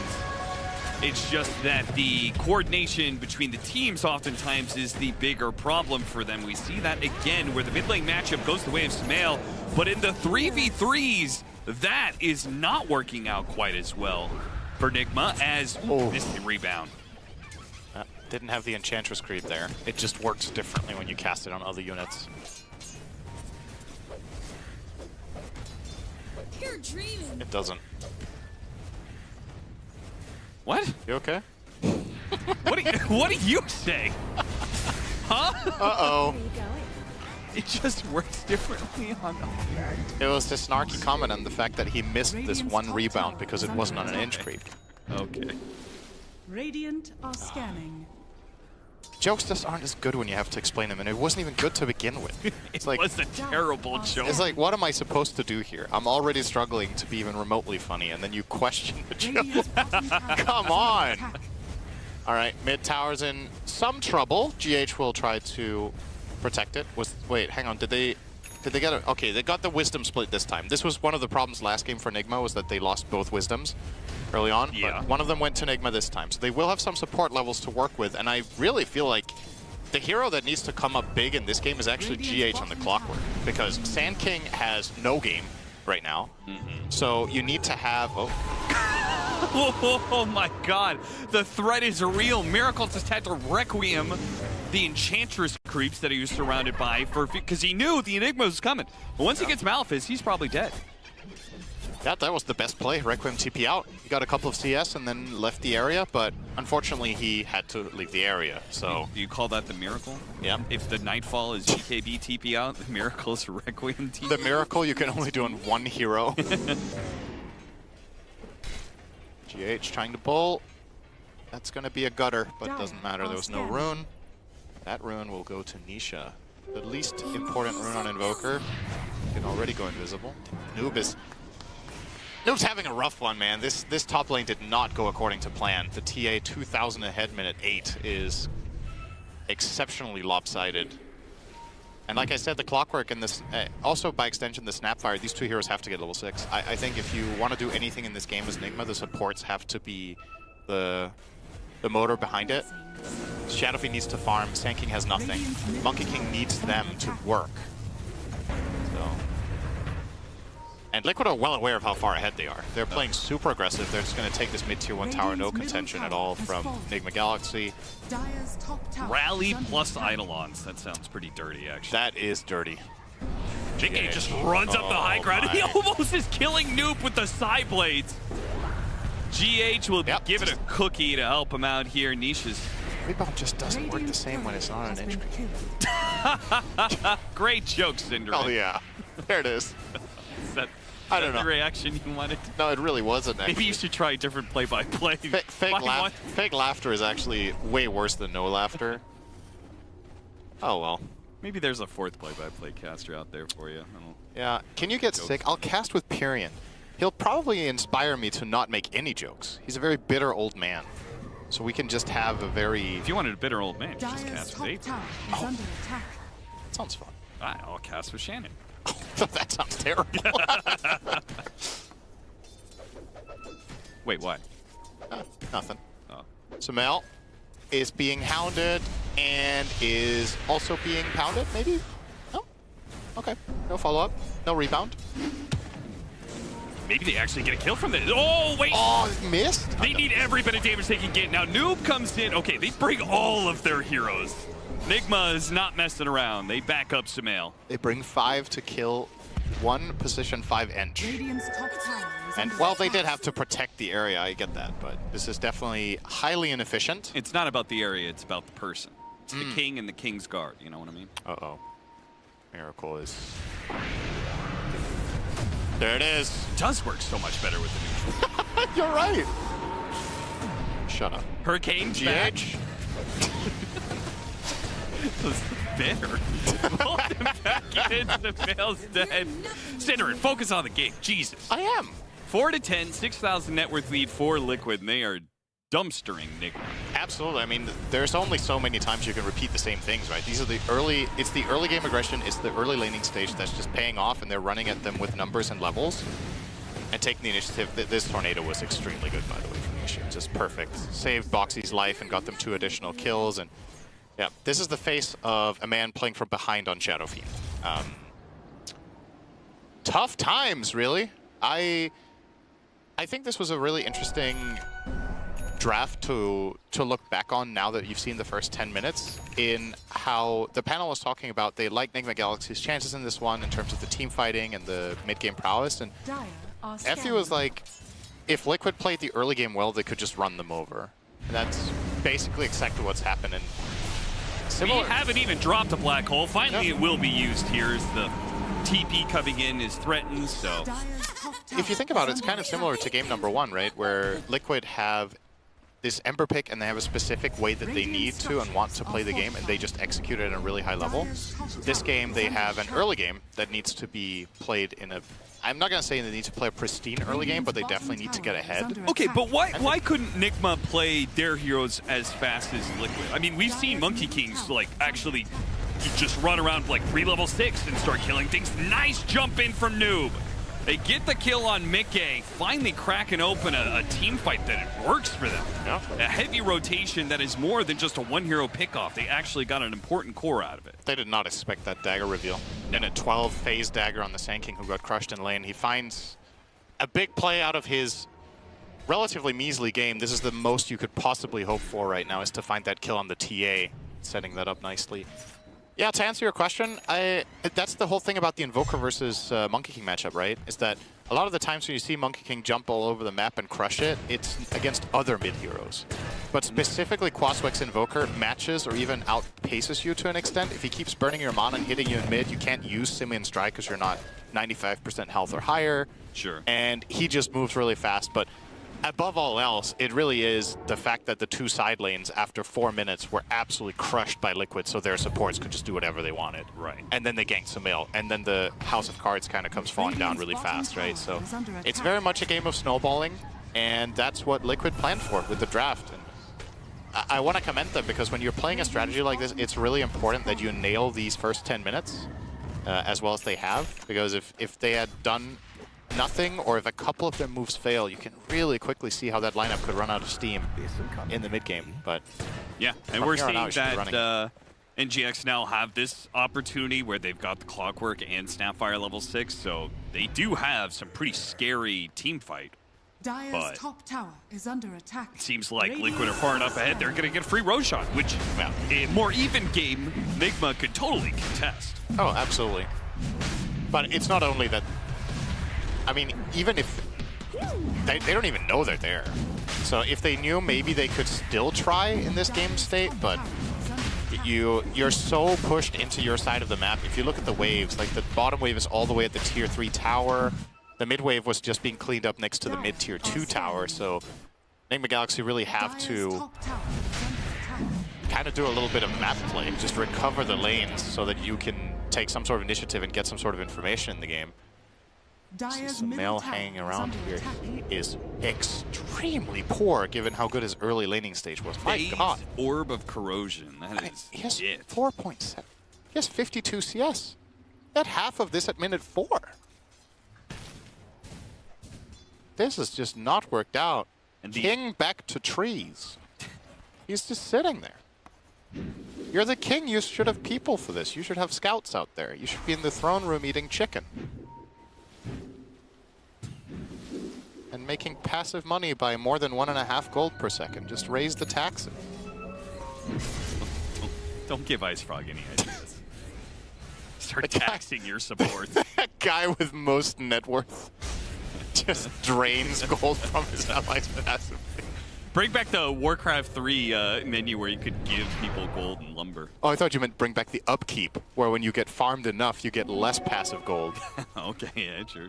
That'd be an interesting idea. All right, Nigma are looking for a move at the top tier 1 tower, backing up Miracle, and they will take this tower, but feels like Liquid could find a big moment here with this smoke. They have the Aegis, and they know exactly where all of Nigma's heroes are, so there's no secret here, but they call it off. They feel like they're too late.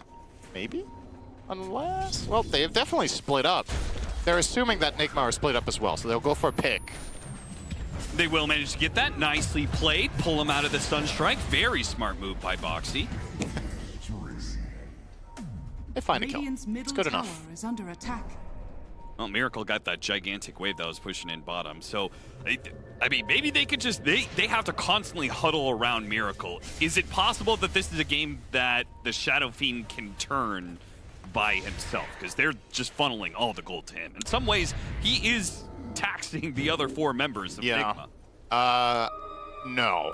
This is not a game that Shadow Fiend will handle on his own. They need Monkey King to be brought into the game at some point. Because the TA matchup just isn't good enough for SF.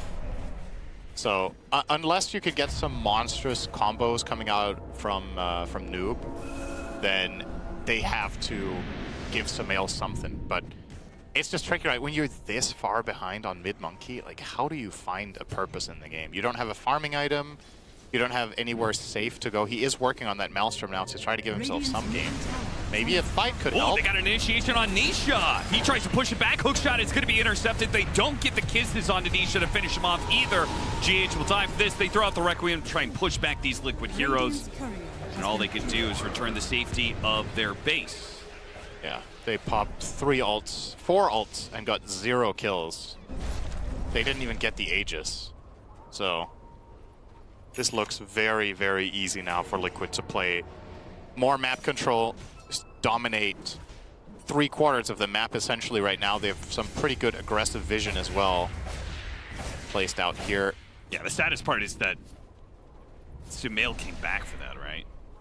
Yeah. He didn't even like push out that bottom lane. He's back there now. But Radiant's middle tower he just is needs under to. I attack. almost say just like don't come to any fight, man. Just like farm it up.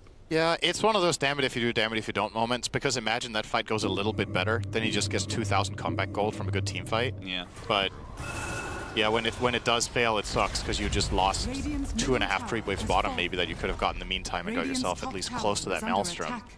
Mick Cage just bulldozing towers one by one. Desolator and Alacrity TA is nuts for pushing towers. yeah, true. Sumail is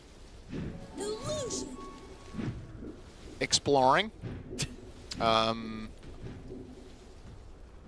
What? It's a long time until the Wisdom Rune spawns. Dude, what's he doing? He just jumped back and forth twice in a row. And it's just the ADHD kick. Yeah, I guess he's Can't just sit still. keeping up his APM. Speaking of Warcraft 3. Foxy. Oh, Nisha's there. Oh, no. You didn't want to go for that one. That one was a bait. Nisha was setting it up. Maybe Sumail Oh, he still didn't get the gets ice out. wall. He didn't connect it. Phase boots away. They spot him for a second off the Sunstrike. Eventually, he'll be able to jump into the trees. They do not hit him with a deafening blast, and away he goes. Wow. Okay. That somehow worked. Couple of missed spells from Nisha, and Sumail does get out of there. The ice wall didn't connect. The Sunstrike didn't connect. And they also had Miracle connecting there with the Clockwork to immediately kill off the Marcy. So, all right. It's something. It is. For the side That of was a Nigma. decent amount of space. Got to buy some time. Noob going for his Crimson Guard just like last game. It's good against Marcy, but I don't think this item is necessarily that great against the TA. It's a bit so-so. It's one of those where it's debatable. Like, when you have a hero that has so much minus armor and so strong hits, is if the Crimson Guard keeps your supports, like, let's say they need 1 or 2 more attacks from TA, is that valuable enough versus getting, you know, something that truly scales your own hero, like a Shiva's Guard or... I just feel like just all in on the Bloodstone. Just Yeah, hope that gives Bloodstone, you the of course. survivability you need. Yeah. Oh, they smoked on top of a trap. Oh, this is bad. Oh, yeah. This is really bad. Being on losing situations against TA feels so bad. They're just going to barrel into this one. They are going to run headlong into an Epicenter Burrow Strike. They should have known about this one, but apparently not. They stumble right into the trap set up by Nigma and Liquid. What the fuck? That's so bizarre. They just saw them smoke on top of a trap. They're like, they're here. And then they just walk in a straight line, 2 heroes on top of each other, and get burst. Maybe they didn't see it? So I think they pinged it instantly too. I'm pretty sure they saw that. But either way, if they had information, what you do in that situation? I actually really like the Ench running up. I think that's fine. Sure. I think she should go in there, be a body, give vision, and set up the fight. But when you stack her and Invoker, the fight's lost. It's just dead on arrival when the Sanking Stun hits. The fight's just over. And honestly, this is starting to look like a game. And that's worrying for Liquid, because they had a massive lead. Their lineup was tailored to kind of be cruising to a victory now. But these couple of slip-ups now, 4K gold lead is absolutely recoverable for the side of Nigma Galaxy.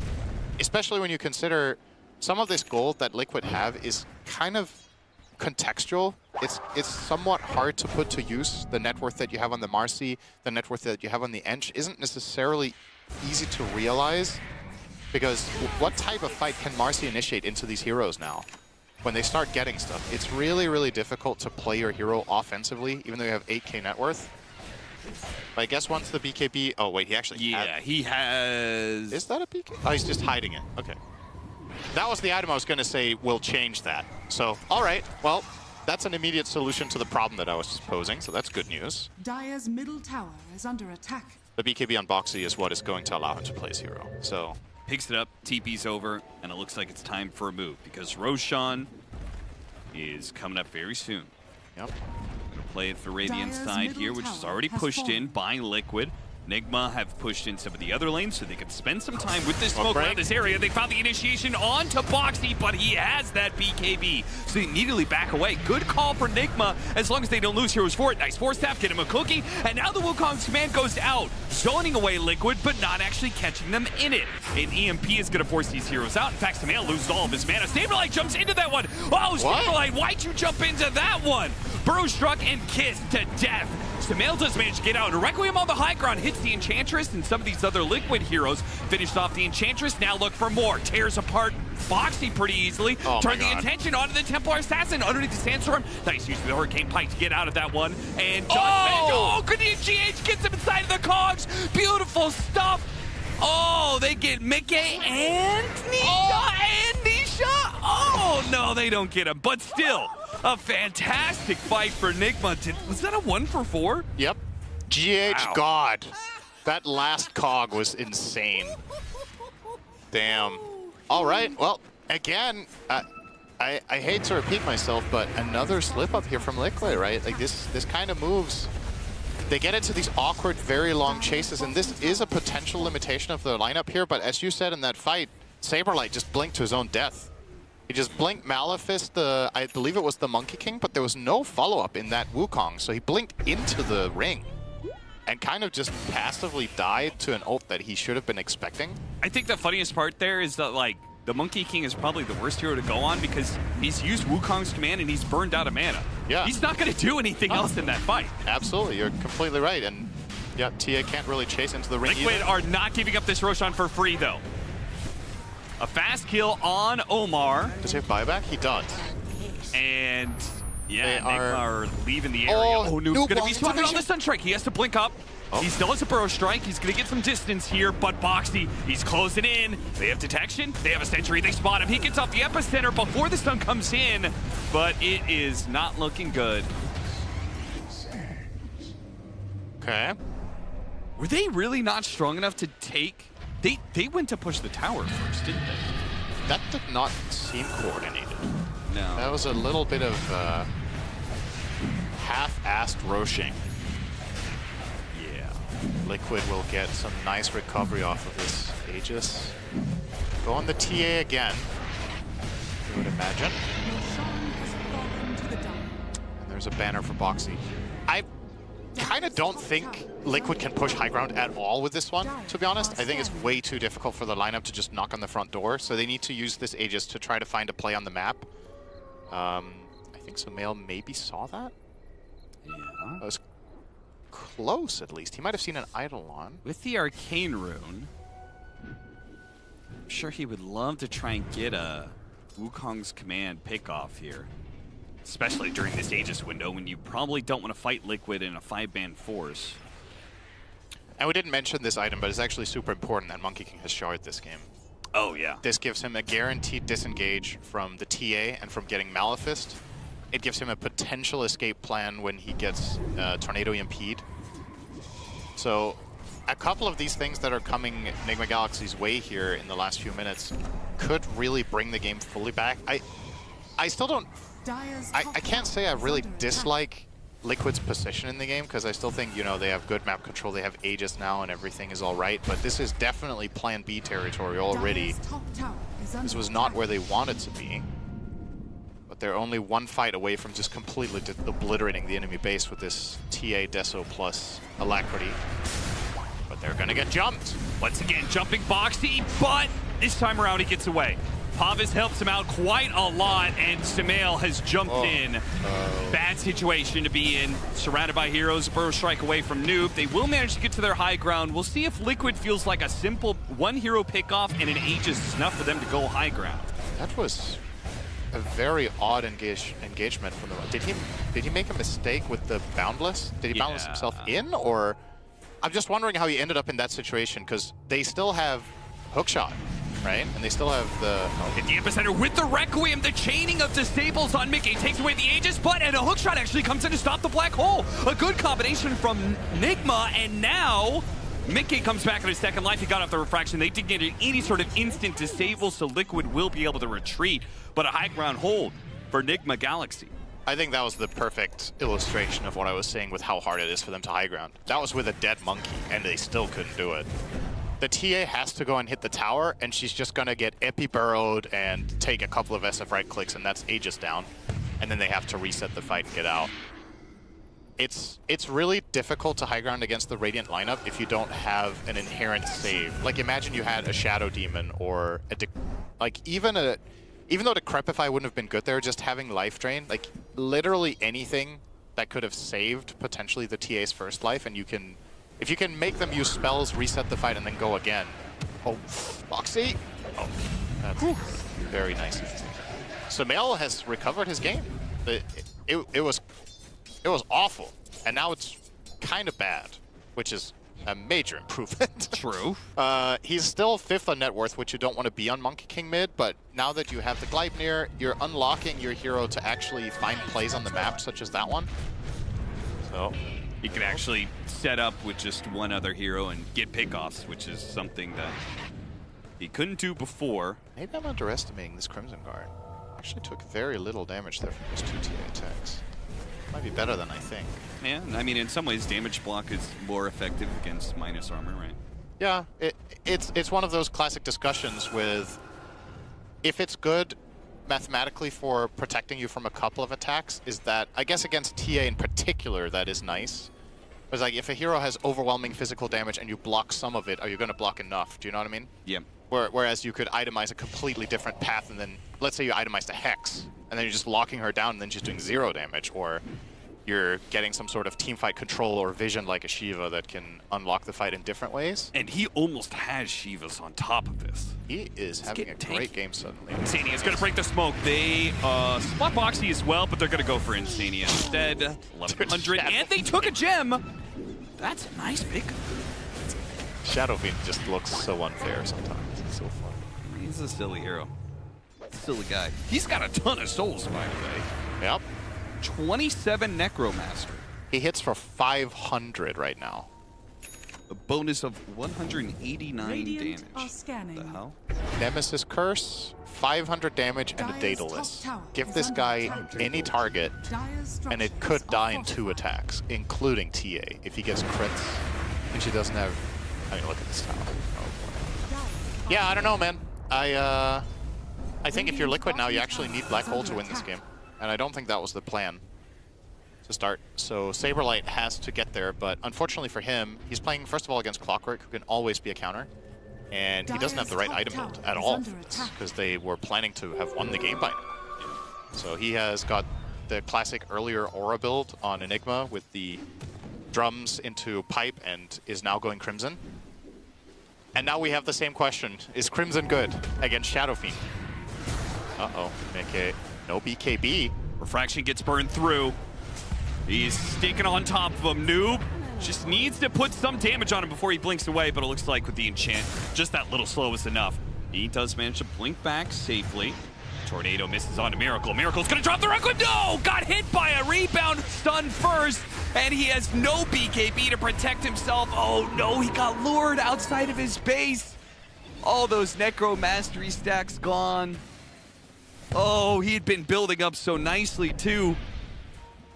Yeah, this is a different situation from before. Last time they tried to push high ground, Monkey was dead, but the SF is a bigger deal. Let's see if Liquid can break through here and capitalize on that mistake. Mickey is still respecting it and not being the one to actually hit that tower. Radiant structures. He's letting Nisha do the work for now. Just that extra range with the pike. Stands in a much safer position. Has BKB as well if he does get initiated on. Saberlight Malphus. The dust. You don't opt to go for that, just go for the buildings. 25 seconds till the Shadow Fiend's back up. A half-health Nisha. I've got to be a little bit careful. If Sand King gets out of vision... Oh. Got the chance to jump in soon. They take the one building and go. Okay. Mission accomplished as far as I'm concerned. I think getting even any barracks there is good enough for Liquid. That was not an easy push. They had to, you could tell they were very cautious with their approach, but they get it done. Roche's early respawn is in less than a minute, and you know that's what Liquid have on their radar as their next play here for sure. So see if they can control that area. Obviously one of the big benefits of the TA.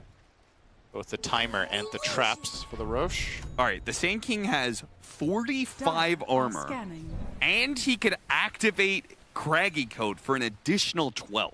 Yep. He could go up to 57 armor. That's a lot of armor. If he could actually get Liquid to try and hit him, if he could, you know, cause such a ruckus that he tanks their attention, create space for Sumail and Miracle to make plays. Do you think he should finish Bloodstone for that reason? Like, he's going Yules by the looks of it in his quick buy. When you have that much armor against this type of lineup, the EHP is ridiculous on a Bloodstone, actually. Yeah, I would say so. Maybe he's tired of the TA disengaging and getting away from him, so the Yules is like multi-purpose. And it could be later turned into a Wind Waker as well, which will help out against the Enigma, so... A lot of the time, TA is the type of carry that does end up buying Nullifier, though, because she needs it against Ghost Scepters anyway and Force Staffs. Yeah, that's true. But, yeah, still not mad at the idea. Both carries are completing their BKBs pretty soon here. Miracle's going to get his first. Yeah. This had to happen eventually, though, right? Yeah, I mean, we were playing this, we were trying to create space and split push the map, especially against Monkey King versus Enigma. It's gonna happen. Yeah, that was just a flat-out map read. They had no vision on him forever. They just realized the Monkey King has to be farming top half. They're gonna push out the bottom lane, see if they could deal with these TA traps. They've got a gem for it. Yeah, Roshan 23, so... Dude, he's just littering traps all over the place.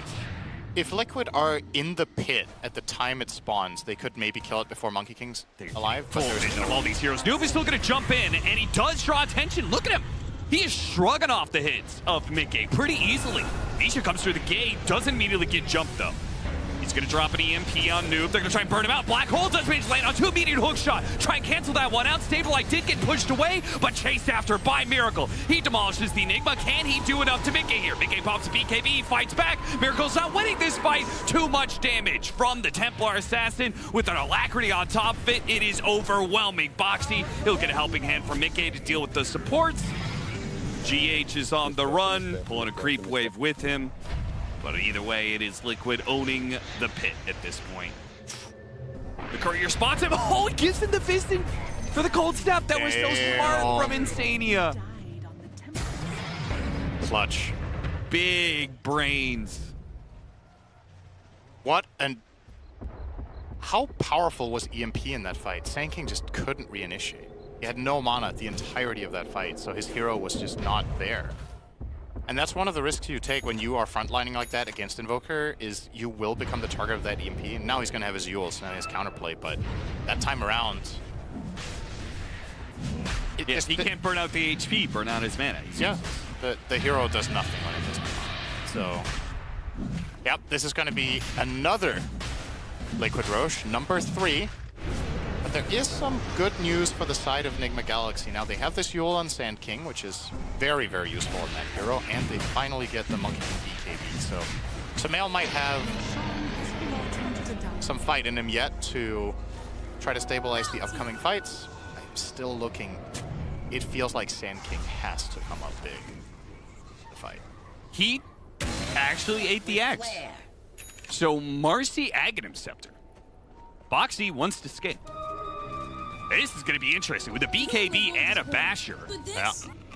He goes in there, that AoE silence plus the individual targeting of Basher. If he goes straight to the SF, what is going to happen in that fight? I also think this potentially allows Boxy to actually maybe kill Sand King, because the damage is just that ridiculous when you have the Ags as well. And if nothing else, like you said, you just want to stick on targets and bash. Yeah. So, let's see. Boxy's so farmed. Nigma have been very patient, I would say, for this game, and they continue to do so, not giving Liquid a pick-off that'll let them go high ground. They're saying, if you want to do this, you're going to have to do it the honest way. 5 versus 5 with the extra life of the Aegis. Do they have... Awesome. So, Nigma have 1 force stat. Oh. This Burrow Strike. Noob loses about a third of his health. But they do manage to deal with the banner and back away. Boxy gets the grab on him, pulls him back in. Miracle's forced to use the BKB, but here comes the bashes. They have to use the hook shot to try and help out Miracle, but Boxy, he dies to the physical damage, but he did enough. Nisha is able to finish the job, though he is quite low and has to back away. Mickey is also dropping a bit low here, and he's not doing any damage to Noob right now. So they can reset and still go for a high ground with the Shadow Fiend dead with no buyback available. This is still such a difficult push. Just the constant poke. All the stuff they have to get through. And they do still have Epicenter. Yep. And Noob with the Sand Shroud, he can place a Sandstorm that's really scary for them to get into. This exact position looks very nice.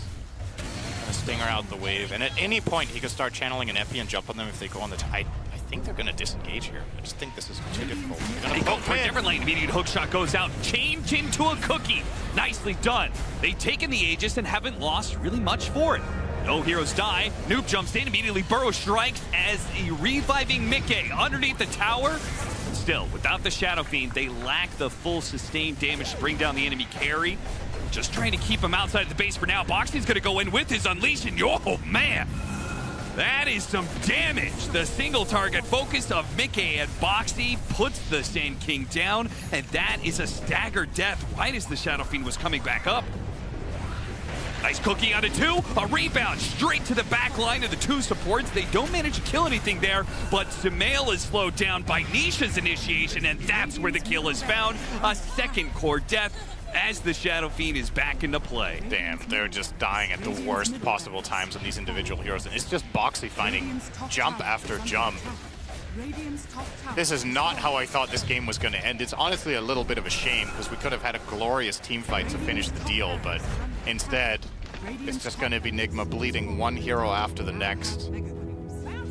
Now with the Megas and plenty of time. I mean, now they have buybacks because Omar went and picked up 3 bounty runes.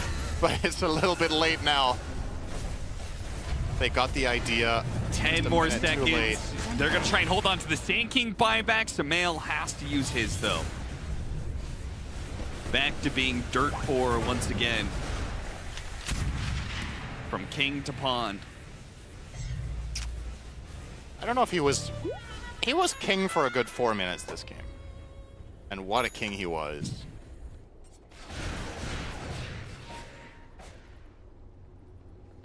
Bit of a, what was his name? CTY impression? Oh, yeah. They called him the 6-minute king from China, right? Yeah. Absolutely godlike laner. Yeah. That then had a tendency of overextending in the mid-game. I'm not going to say that's exactly what happened to Sumail here, but it was just reminiscent of that because the early game was so impressive and then, well, the laning stage was so impressive and then it didn't really, it all came crumbling down from the rotations from Liquid. Yeah, then we came into this whose mid +2 supports can be more effective around the map, and that was definitely Liquid with their Enchantress rebound ganks. But when you think about it, what a strange game this has been, right? Because Liquid's 2 side lanes went extremely well, and they were crushing the whole map. Then they made 3 relatively big mistakes in a row that Nigma capitalized on. So they recovered fully from the bad game state that they really didn't want to have happen in the first place. And then when they had the tools, they were the ones getting caught off, like Monkey King solo dying, Shadow Fiend solo dying in a couple of fights. You see Miracle is 9-7-2. This is a lot of deaths on an SF in this type of game. And then Liquid recovered from that, and they made a couple of clutch plays to once again regain control. So really, from a theoretical standpoint, I think a lot of things this game went wrong according to the first 10 minutes for both teams. Yeah. A couple of times. So not exactly the cleanest game from either team, which obviously means there's room for improvement going forward to the next games in this group stage. Oh, no. There's room for improvement there as well. It's another one. He did kill that creep really hard, though. It is dead. That Hellbear did not know it hit. Smoke up with the Hex reveal from Nisha. They're going to go for Miracle. Boxy's going to handle him. He does so much damage. He's going to pop the rebound. BKB goes off. Two-man black hole immediately canceled, but Boxy is still enough. He destroys Miracle with the help of, some of the supporting cast, Nisha and Mickey. And now he's going to get the Sand King as well. BD buybacks are coming out, though. The Shadow Fiend back into play, trying to use the Requiem to bail out Noob. Does manage to do so. Samael is in with the Boundless Strike, and he wishes he wasn't there. He will manage to hit a Gleipnir onto 3, which lines up the kisses. Again, not enough damage. Running out. They don't have enough. Wait, they burned through Refraction. He still has BKB. Mickey only just now using it as the epicenter is put on him. I guess the only real threat. Managed to blink over the hook shot there of GH. Returns fire onto him. It looks like the Enchantress was going to die. One finally dead on the side of Liquid. The attention to the back line, though. Nisha and Sableye not able to finish off Samael. Tornado on through. A bunch of heroes they're trying to catch. Both Sableye and Nisha, as they're backing away, don't have the detection for it. Omar on a sliver of HP is going to back out. The Ancient is also under threat here. Liquid are backing away, but they can keep going. They could just go for the throne if they wanted to at this point. Is Mickey's going to do just that? A couple of shots into the throne to keep Nigma honest and attentive. It's just going to be a matter of time here, unless somehow... I mean, what kind of an opening are they really looking for? I think you have to try to burst the TA. They're going to do exactly that.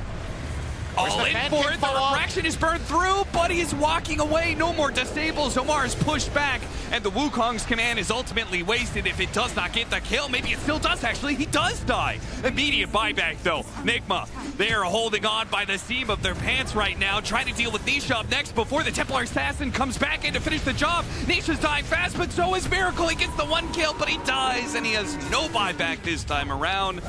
Samael, the last man standing. Nigma Galaxy will get wiped out, and Liquid took a little bit more this go around, but they do manage to get the 2-0. What a great game from the man on your